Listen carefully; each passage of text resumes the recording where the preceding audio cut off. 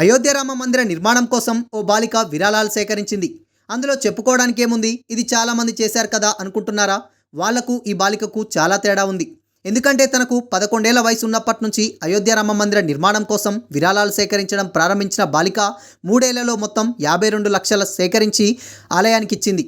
కోట్లాది మంది హిందువుల కల అయోధ్యలో రామమందిర నిర్మాణం ప్రస్తుతం అది పూర్తయి ప్రారంభోత్సవం జరుపుకుంటుంది.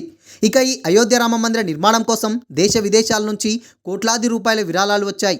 కోటీశ్వర్లే కాకుండా చిన్న మధ్యతరగతి కుటుంబాలు సహా పేదలు, చివరికి భిక్షమెత్తుకొని బ్రతికేవారు కూడా తమ వంతు సాయాన్ని అయోధ్య రాముడికి అందించారు. అంతటి మహత్తర రామమందిర నిర్మాణంలో తాము భాగస్వాములు అవ్వాలనే కోరికతో ఎంతో కొంత తమకు తోచిన విధమైన సాయం చేశారు. అయితే గుజరాత్కు చెందిన ఓ 14 ఏళ్ల బాలిక మాత్రం 3 ఏళ్లుగా రామమందిర కోసం విరాళాలు సేకరించింది.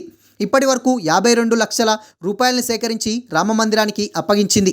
గుజరాత్లోని సూరత్కు చెందిన 14 ఏళ్ల భవికా మహేశ్వరి అనే బాలిక రామమందిర నిర్మాణం కోసం ఏకంగా 52 లక్షల విరాళాలను సేకరించింది.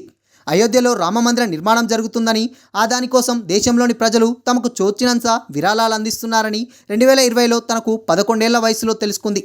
దీంతో తాను కూడా ఆలయానికి ఏదైనా విరాళం అందించాలని భావించింది. ఈ క్రమంలోనే ఆమెకు రామాయణం మీద ఉన్న ఆసక్తితో బాలరాముడి కథలు చదవడం ప్రారంభించింది. ఆ కథలను చెప్పి ప్రజల దగ్గర నుంచి విరాళాలు సేకరించడం ప్రారంభించింది. కోవిడ్ సెంటర్లు, బహిరంగ సభల్లో బాలరాముడి కథలు చెప్పేది. ఓ జైలులో ఉన్న ఖైదీలకు 2021లో బాలరాముడి కథను చెప్పడంతో వారు ఏకంగా భవికా మహేశ్వరికి ₹1,00,000 విరాళం ఇచ్చారు. అలా తాను 11 ఏళ్ల వయసు ఉన్నప్పటి నుంచే భవికా మహేశ్వరి బాలరాముడి కథలు చెప్పడం మొదలుపెట్టింది.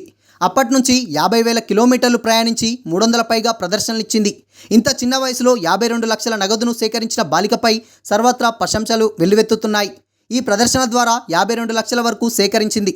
ఆ మొత్తం డబ్బును అయోధ్య రామాలయ నిర్మాణం కోసం శ్రీరామ జన్మభూమి తీర్థక్షేత్ర ట్రస్ట్కి ఇచ్చింది. కేవలం రాముడి గాథను ప్రదర్శించడమే కాకుండా 108కి పైగా వీడియోలను రికార్డు చేసి వాటిని యూట్యూబ్లో అప్లోడ్ చేసింది.